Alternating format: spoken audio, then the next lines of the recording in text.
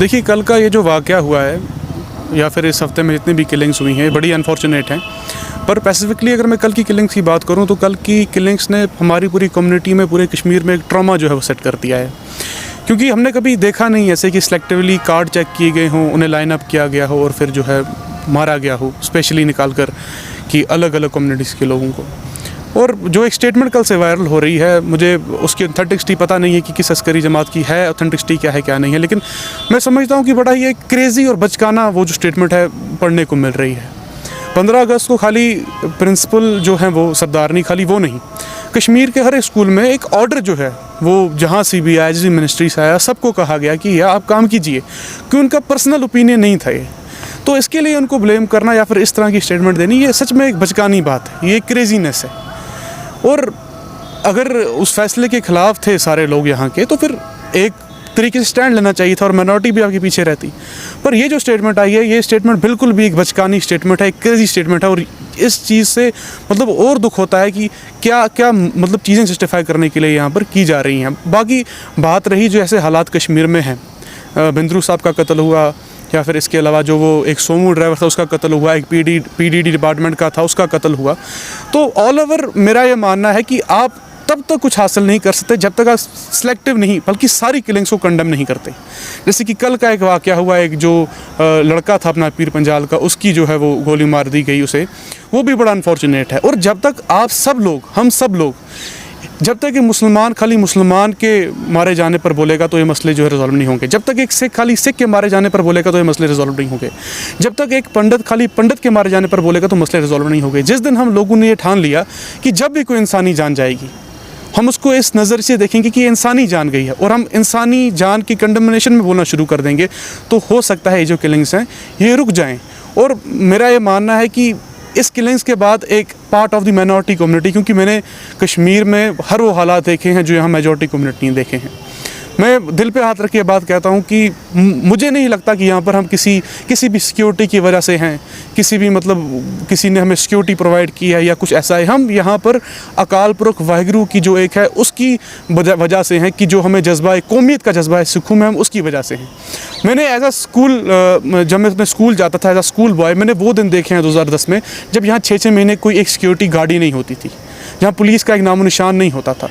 उन दिनों में हम यहाँ रहे, तब कोई ऐसा वाक़या नहीं हुआ। लेकिन कल का ये जो वाक़या, इसने पूरे ही एक हमारी कम्युनिटी में, पूरे कश्मीर में एक ट्रॉमा जो है वो डाल दिया है कि how it's possible, how we are witnessing this selective killing. और मेरा ये मानना है कि हर एक तबके को बाहर आकर इसकी कंडेमनेशन जो है वो करनी चाहिए, इस पर चुप नहीं रहना चाहिए। क्योंकि किसी एक बड़े ही ज़हीन इंसान ने कहा है कि injustice anywhere is threat to justice everywhere. वो थ्योरी हम सबको जो है वो समझनी चाहिए। और बिल्कुल मुझे लगता है कि कायराना हरकत थी, और खाली इस किलिंग को लेकर नहीं, हर एक जो किलिंग कश्मीर में हुई है, हम सबको बाहर आकर इसके लिए बोलना चाहिए। हमें ये दुनिया को ये चीज़ बतानी चाहिए कि इस कॉन्फ्लिक्ट ने हमें अंदर से ख़त्म कर दिया है। हम रो रहे हैं, हम एक ट्रॉमा में हैं, हमारी नींदें हराम हो गई हैं। हमारे कश्मीर में मौतें इतनी नॉर्मलाइज हो चुकी हैं कि हमें समझ नहीं आता कि मतलब एक ऐसी हमारी सूरत हाल हो चुकी है कि जब हम सुनते हैं कोई मारा गया तो it's very simple for us, it's very easy for us to hear this कि कोई मारा गया, कोई जानों की कीमत नहीं रह गई है। तो मेरा यही सब लोगों से ये अपील है, सब लोगों से मेरी ये रिक्वेस्ट है कि जितनी भी किलिंग्स हुई हैं आप बाहर आके इसको कंडेम कीजिए। आप कहिए कि ये किलिंग्स एक्सेप्ट नहीं की जाएंगी, चाहे वो कोई भी क्यों ना हो। हम पीस चाहते हैं, हम अमन चाहते हैं, हम रिजॉल्वमेंट चाहते हैं, हम चाहते हैं कि हम भी आगे बढ़ें। हम भी इंसान हैं और हमें वो जो एक इंसानियत का दर्द है वो होता है। देखिए, मैं आपको सच्चाई बताता हूँ कि किसी भी सरकार के लिए कश्मीर में कभी भी सिख जो है वो कोई, आप कहिए कि उनके लिए कोई वो कोई एक मुद्दा हो, कोई वो उनके लिए प्रायोरिटी हो नहीं, चाहे वो कोई भी गवर्नमेंट क्यों नहीं रही हिंदुस्तान की या फिर स्टेट की, हम किसी के लिए कभी कोई जो है वो प्रायोरिटी नहीं रहे। हम जिंदा थे तो एज ए प्रोपेगेंडा टूल थे, हम मरे तो हमारी लाशों पे सियासत की गई। चिटी सिंहपुरा मुद्दे के बाद मेरी पर्सनल जो फैमिली है, मेरी जान पहचान के लोग हैं, माइग्रेशन हुई, वो साइलेंट माइग्रेशन हुई। लोगों ने ड्रामे नहीं किए, लोग चुपचाप यहाँ से निकल गए दिल में एक दर्द रखकर। ऐसे इंसिडेंट से भी आज भी क्या होगा कि आप देखेंगे कि कुछ आपके दोस्त जो सिख कम्युनिटी के हैं, 1.5 साल, 6 महीने, 2 महीने के बाद वो आस्ते आस्ते आपको यहाँ पर नज़र नहीं आएंगे। क्योंकि देखिए, लॉस हर एक तरह से हुआ है, जानी नुकसान तो हुआ है, लेकिन जो हालात हैं मेजॉरिटी कम्युनिटी में जो है वो जानी नुकसान हुआ है, हमारी कम्युनिटी में हुआ है, लेकिन खाली वही सीमित नहीं, फाइनेंशियल तौर पर हम पूरे करप्ट हो चुके हैं। जितने भी हमारी न्यू जनरेशन है यहाँ पर इन्वेस्टमेंट्स की थी पिछले 6 साल से 5 साल से, जो यहाँ पर एक टर्माइल है पीक पर, जो ऐसे हालात हैं, जो यहाँ पर बार बार एक्सपेरिमेंट्स की जाते हैं सरकारों की तरफ से, उनकी वजह से फाइनेंशियल तौर पे जनरेशनें जो हैं वो ख़त्म हो चुकी हैं, वो लॉस में है, और ये एक बहुत बड़ी ट्रेजेडी है। बाकी हम साफ मैं आपको ये बात कहता हूँ, इधर it's NC, PDP, BJP, Congress, anyone, Kashmiri Sikh कभी किसी के लिए प्रायोरिटी नहीं था। हमें एज अ प्रोपेगेंडा टूल जो है वो यूज़ किया गया। हम जिंदा थे तो हमारी ज़िंदा होने पे जो है सियासत की गई, हम मरे तो हमारे मरने पे सियासत की गई।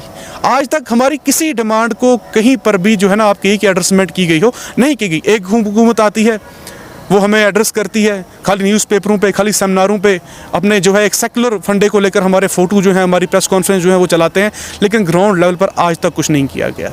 अगर आज भी कश्मीर में सिख खड़ा है तो मैं दिल से आपको कह रहा हूँ कि उस अकाल पुरख वाहिगुरू की वजह से खड़ा है। जिन हालातों में हम यहाँ रहे, यार हमें मिनिस्टर कहते हैं कि आप वो कीजिए, आप यही कीजिए, वो मिनिस्टर साहिबान खुद अपनी 5-5 गाड़ियाँ लेके सिक्योरिटी की घूम रहे हैं। रफियाबाद से लेकर कुपवाड़ा से लेकर बानेहाल से लेकर पीर पंजाल तक सिख रह रहा है, और अपने बलबूते पे रह रहा है, अपने बलबूते पे रह रहा है, क्योंकि हमें पता है कि हमारे में वो हिम्मत है। हम किसी हुकूमत के यहाँ पर सिक्योरिटी पे नहीं रहे, हमारे में अपनी हिम्मत थी। हम अपना जो केसरी झंडा है, अपना जो एक कौमियत का दिल में जज्बा है, हम वो लेकर यहाँ पर खड़े रहे। हमें किसी ने आज तक बैक नहीं किया, हमें कोई नहीं पूछने आया। खाली हमारी ज़िंदा होते हुए सरकारों ने हमारी जो है ज़िंदा होने पे सियासत की, मरने के बाद हमारी लाशों पे सियासत की। आज तक किसी ने भी हमारी एड्रेसमेंट जो है वो नहीं की।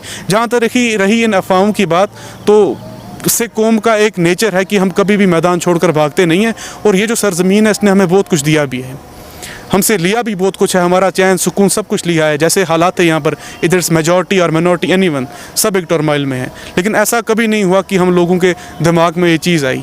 हाँ, लेकिन एक बात सच है, मैं इसे दोहराए नहीं करता हूँ, कुछ फैमिलीज़ हैं जो बड़ी फेयरफुल हैं, जो बड़ी इस टाइम खौफ में हैं। मेरे घर से मुझे अब आधे घंटे के बाद फ़ोन आता है कि कहाँ हैं आप, क्या कर रहे हैं आप, ठीक है। मेरी सिस्टर है, उसे क्लिनिक से वापस घर आना होता है, क्लिनिक जाना होता है, बार बार मुझे उसे फ़ोन करना पड़ता है कि आप ठीक है, कहाँ पर है, क्योंकि यहाँ पर जवाब नहीं मिलते। यहाँ पर जब मारा जाता है तो कोई जवाब नहीं मिलता। यहाँ पर शुजात बुखारी का जवाब नहीं मिला, यहाँ पर बाबर कादरी का जवाब नहीं मिला, यहाँ पर जवाब नहीं मिलते, यहाँ पर खाली प्रोपेगेंडा होता है।